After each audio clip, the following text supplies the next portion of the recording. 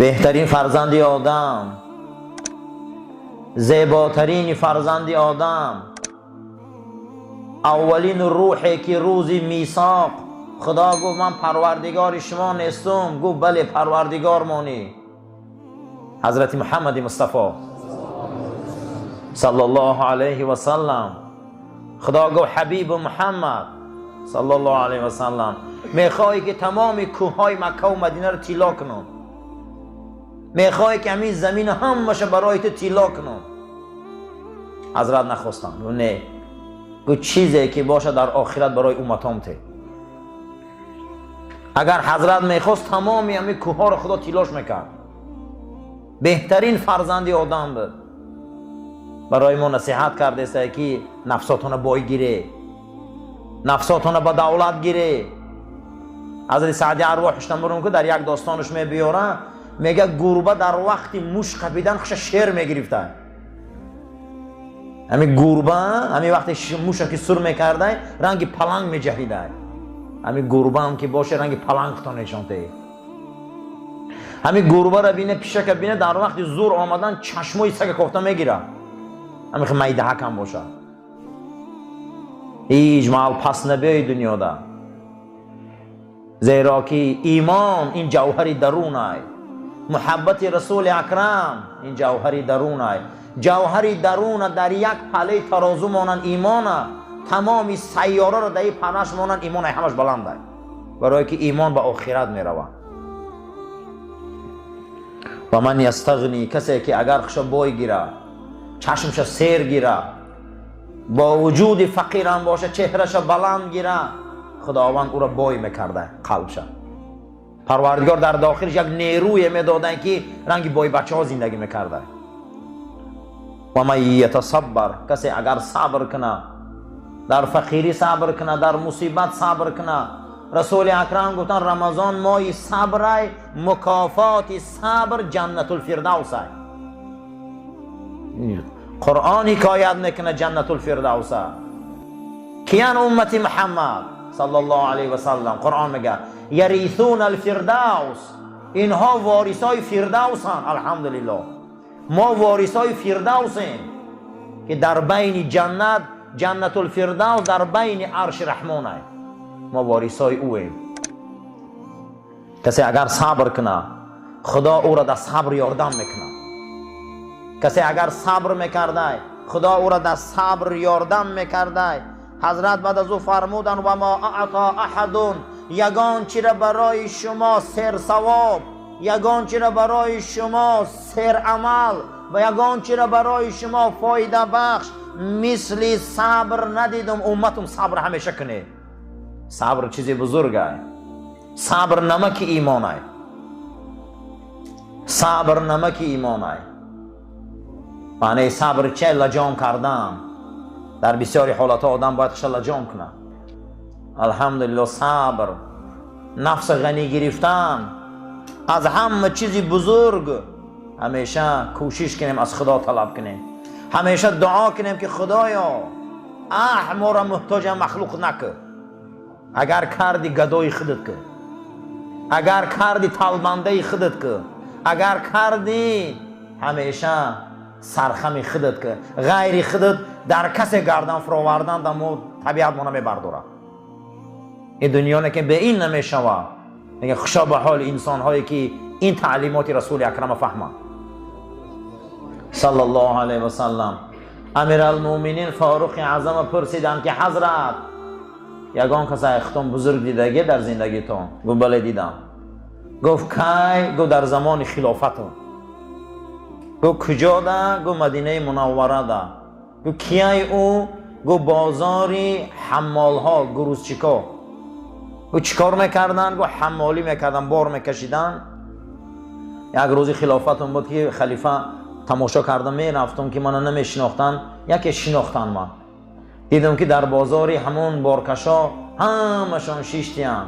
بسیاری آدمای فقیر و بارکش آدمای ساده میشن، آدمای خوب میشن. و یا نه پروای سیاست دارن، و یا نه پروای بخیلی دارن، و یا نه پروای یگان کاری دیگر دارن، و یا میخه پروا دارن که تا بگره یا نون کار کنن. بی ضررترین آدمان همینا هم. باور کنید شما بی‌ضررترین آدم دم ساختمان ها هست. ما دم ساختمان ها بودیم، باور کنید خب آدمایی بودن هر یک معویزه تا روز گریه میکردن زمان ها بود. با هم کمتر آدم با پایان تر میبیایی، آبادی تر میبیایی، آدمای نفسدی میبیایی، تمام فتنه رو بعد در همینو میبینی. همین آدمای دل شکسته همو جا آدم میشوند. پیشتر بزرگان میگفتن که ایمان و عمل در کوهستان کو.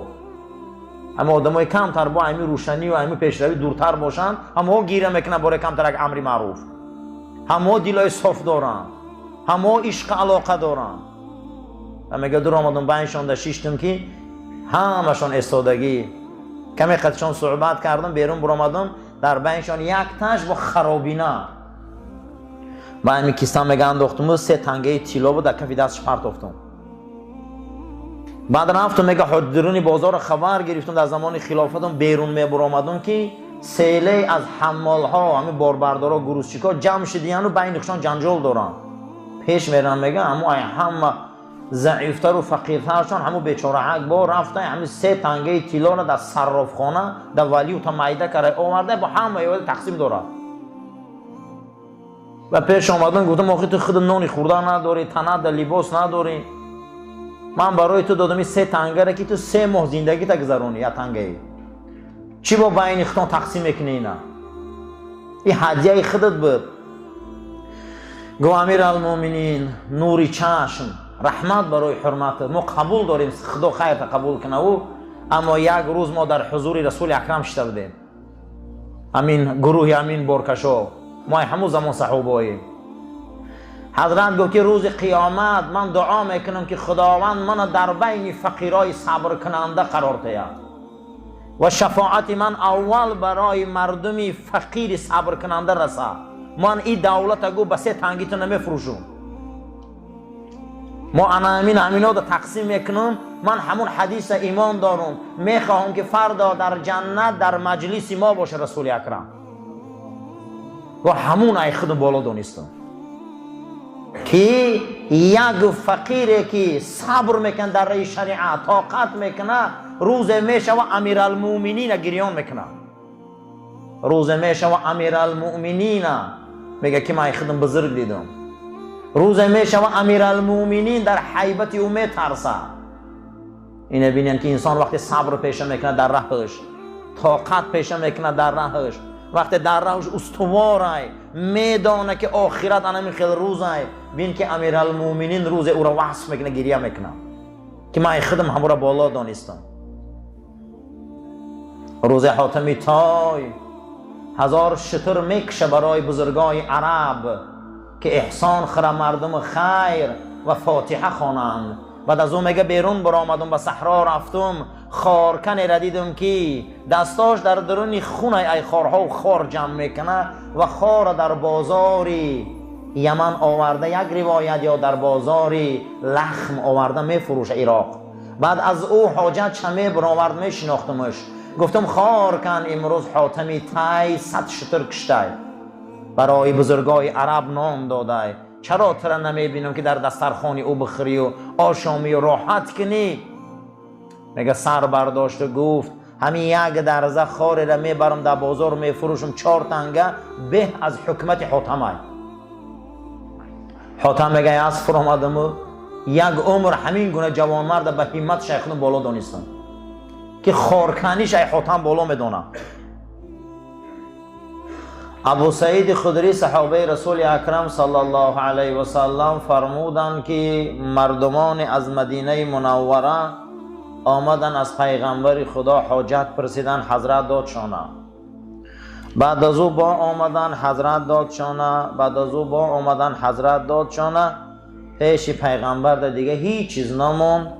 بعد از او پیغمبر خدا صلی الله علیه و سلم گفت یگان چیز از غنایم صدقه دیگه هیچ نمونده که ذخیره باشه شماها دادیم، هیچ نمونده. گفت بعد از او حضرت گفت کسی که اگر همتش بلند گیره خدا او را یاردم میکنه. الحمدلله. همین به خاطر دنیا بشه گدو نشوی. پیغمبر همو رو تنبیه دادن که پس نشوی، خب اومدن میگیره. اگر کسی عفت پیشه کنه گو همت پیشه کنه، خدا او را عفت میتیه، خدا او را یاردم میکنه در غیرت. همین بعضی آدما گشنه نخشون سیر گرفته میگردن، اما خدا یاردمشون میکنه بود. اما پیغمبر همین خیلی جنجالشون کرده، با اومدن میگیری و خیلی خیرگی کرده. همین بعضی آدما دستی گدایی دارن، همین دستی گدایی را بلند میکنی به خبره که خدا آبروت میگیره. حضرت میگه در جواب گفتن که و من یستعفف یعفه الله، کسی اگر عفت پیشه کنه، همت پیشه کنه، جوانمردی پیشه کنه، خدا او میتیشه. و من یستغنی یغنیه الله، کسی اگر خش بای گیره کو خدا بایی میتیشه. کسی خش اگر همین نیت چه بای گیره و چشمش سیر گیره و استخوانش پر گیره و دیدش دیدگی گیره، با خدا همین خیلی نیرو را میدادایشه. بعضی آدما هیچی ندارن که همتشون بلنده، به خدا قسم. بعضی آدما تمام دنیا دستشون ده با قلای کنه کیسه میکوان. به خدا قسم میگم اینا را استخوانشون پسته.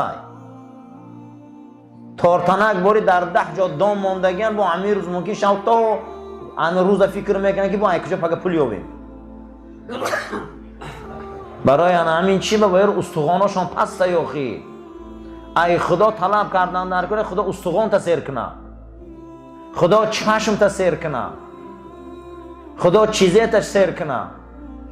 اینه بیننده تمام دنیا در دستشونه، دو چشمشون در نفت دولت‌های اسلامی هست که همینجا نفتاشون برین. او قد دنیایی که او دارن، همین قد دنیایی دارن که یک انسان با یک پیاله چای خیر نمیتین. 33 تا یک تا یا 333 تا ثروتمند دنیا هایی که در حساب کردن ثروت اونها دهن در میکنن. یگان مراتبه پدراشون در خانهشون چای دادگی نبیدیم، فقط آشخانه دوارده چای میدادیم. خدا آدم افنین پیغمبر میگه شما از خدا بایی نه، بایی درونی طلب کنه که خدا استخوان تانه سیر کنه، خدا چشم تانه سیر کنه.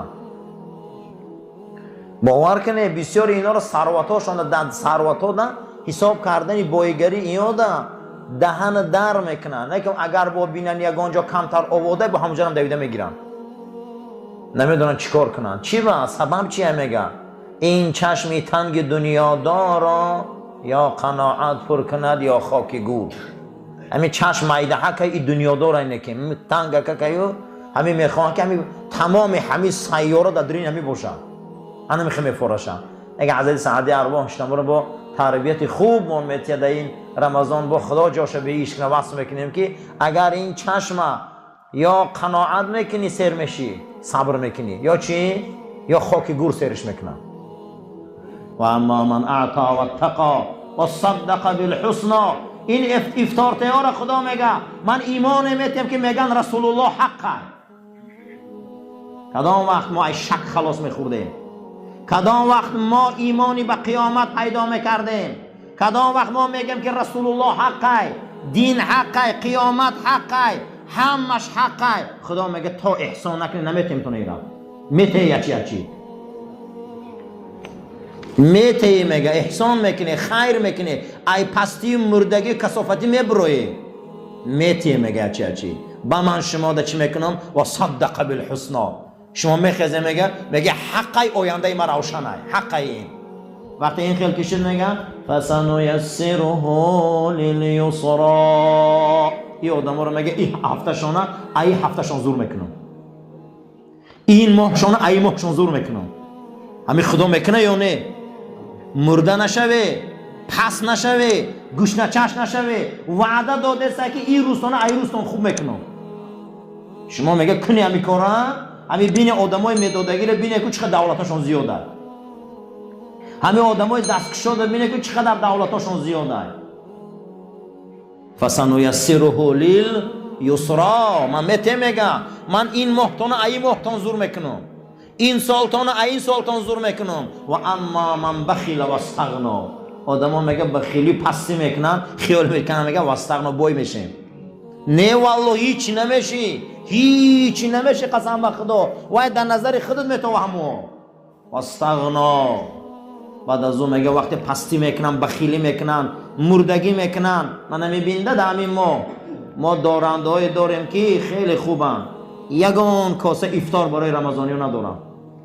من 10 روز مای جوان مردی میمره از خانه اینو یک کلچه نمیبره، لیکن 24 ساعت و 12 ماه و انمی قدر مقصد که سالش خودی کار میکنم.